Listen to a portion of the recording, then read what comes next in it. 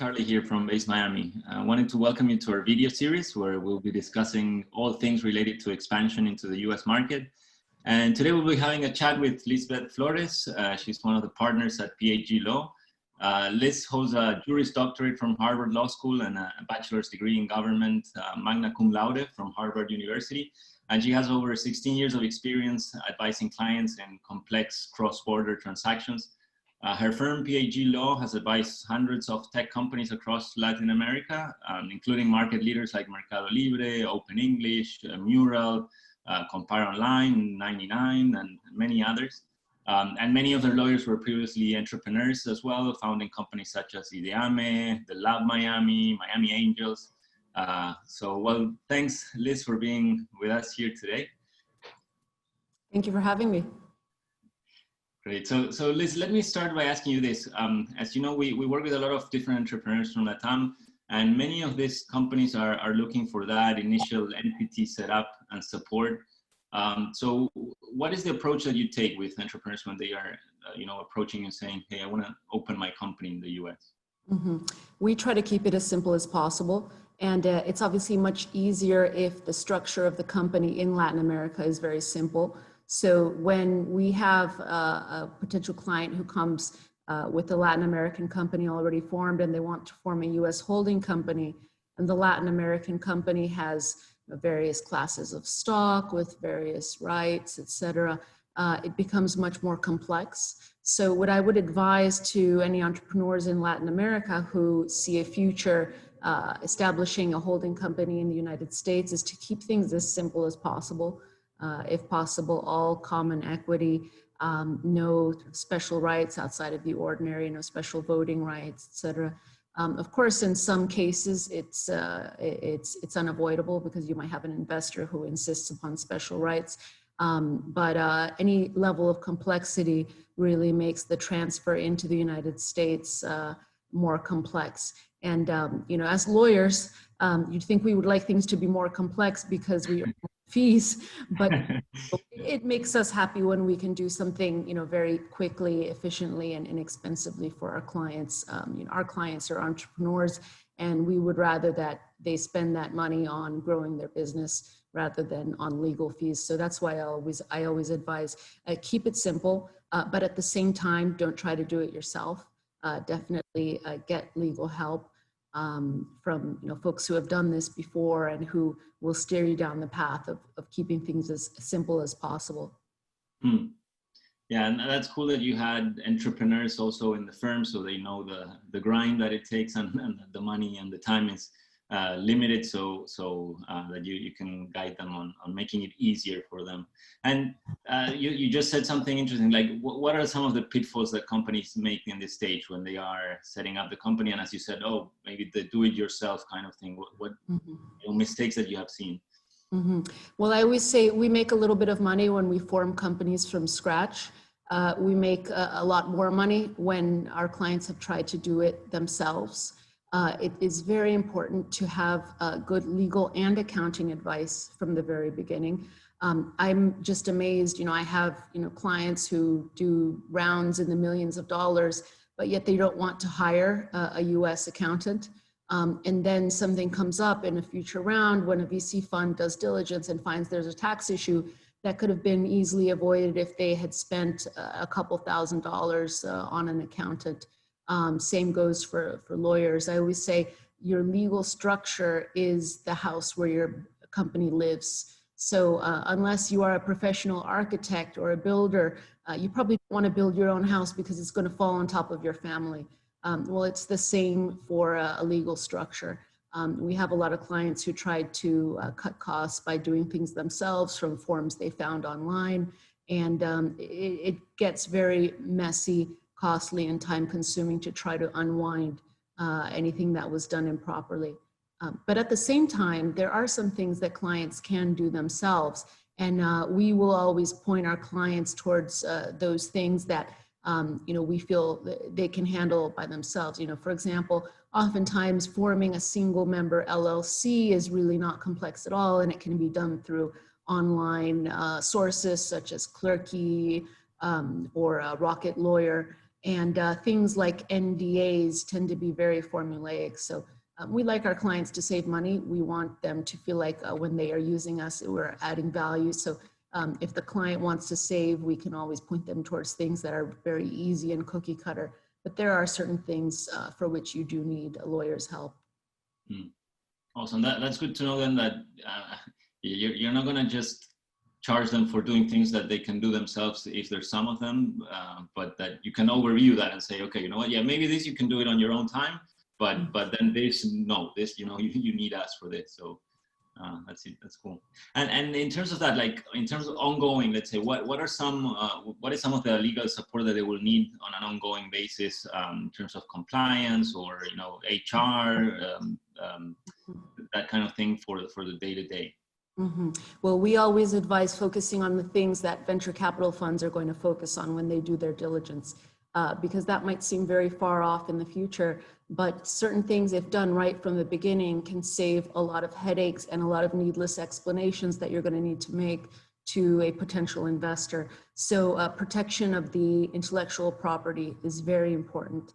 It's very important that from the beginning, all the founders, employees, anyone who touches the intellectual property signs what's called a confidentiality and inventions assignment agreement. You know, we put them together for our clients, but frankly, there are forms online that are great.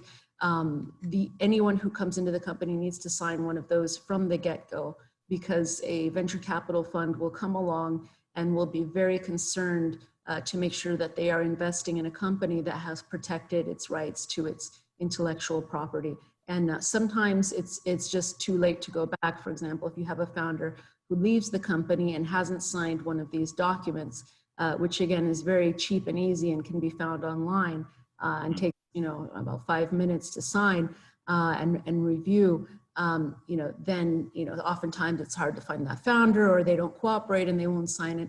And that will raise a red flag for the venture capital fund. So you want to save those headaches. Awesome.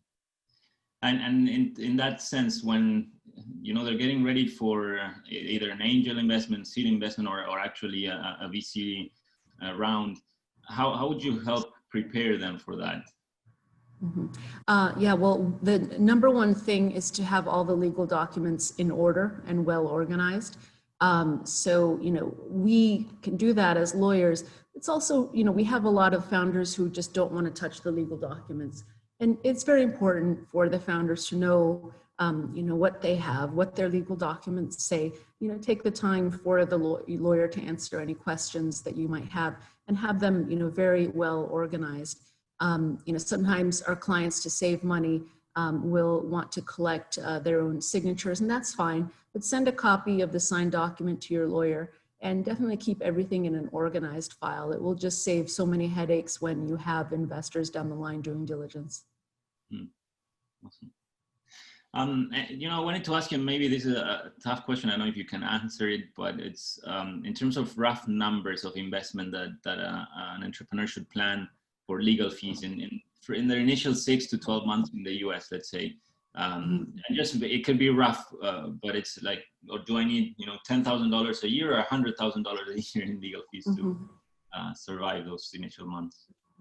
Yeah, so assuming the company has kept things simple in the home country, as far as not having, you know, a lot of, you know, crazy rights given to their investors and different classes of stock, et cetera, you know, we can easily keep legal fees between, you know, I'd say $4,000 and $5,000 for the first 6 months to a year of entry into the United States. And that includes formation of the US company, the flip of the Latin American shareholders into the US company, and basic documents you need to get started, the confidentiality and inventions assignment agreements, some basic vesting agreements for the founders, et cetera. So it doesn't need to be a lot. And again, if the founders don't do it right from the start, it could cost a lot more to go and fix that situation later on. Awesome. That's much less than what I thought. So good. And you know what, now more on a personal, and you deal with entrepreneurs from Latin America all the time, and you've helped a lot of from very large companies to also smaller guys. So what is, if you had to give one advice for entrepreneurs that are considering moving to the US and bringing their business to the US, what would that be? Just that one kind of big advice. It would be, I think humility is very important, and, as entrepreneurs, I'm a small business owner myself. So, if we don't come in with humility, certainly being an entrepreneur teaches us humility. This market is always changing. There are always people to learn from, and people who will, willingly, give of their time. There are so many resources out there. So I would say an openness and a willingness to learn, and understanding that the way things work in the home market isn't always the way things work in the US or other markets.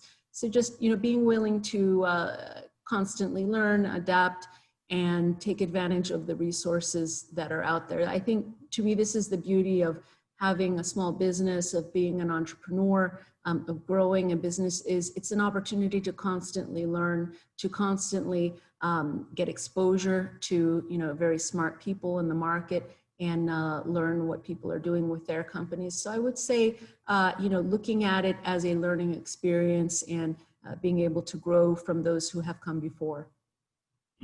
Awesome. It's funny because we do have a presentation that we do, a webinar, that it's the 7 deadly sins of US market entry. And one of them, when we talk about the team, it's the importance of being coachable and having that beginner's mentality, especially with entrepreneurs. It's tough sometimes because they've done so much in their own market, and they had such success that sometimes they get a little bit hot-headed, like, I know everything and I know my market. And when you get to the US, it's like, no, you don't know anything, and you have to leave anything that you thought that you knew in your country and start from scratch in the US. So I agree completely with that, that beginner's mentality to keep it when you come to the US. So yes, I think, the pandemic has really taught us the importance of that beginner's mentality. When the pandemic started, I think the assumption for a lot of people was that, everything was just going to go away, and the investment would stop, and things would come to a halt. But what's resulted, it's actually been a great opportunity for many tech companies. But in my opinion, the companies that have been able to thrive are those that have been able to rapidly adapt to the changes, rapidly see what's going on in the market, and pivot. Yeah, and it's funny because COVID is a lot like, I'd say, one of those things that startups can have to face all the time, that is constant change, and things and assumptions that you think that, okay, now I found a niche, this is my business, and things can change so rapidly that you need to have that mentality, you said, to be constantly adapting to the changing environment. So yeah, it's cool how it all worked out. So okay, well, that was that for the questions that we had. Thank you so much for everything that you shared with us today. I hope our entrepreneurs learned more on how to start their US entry the right way, also what to take into account and not to make those mistakes that you mentioned. And now they know also that, they can contact you and your firm for any kind of support in those initial steps in the US. It would be our pleasure. Okay, thanks, Liz. Thank you.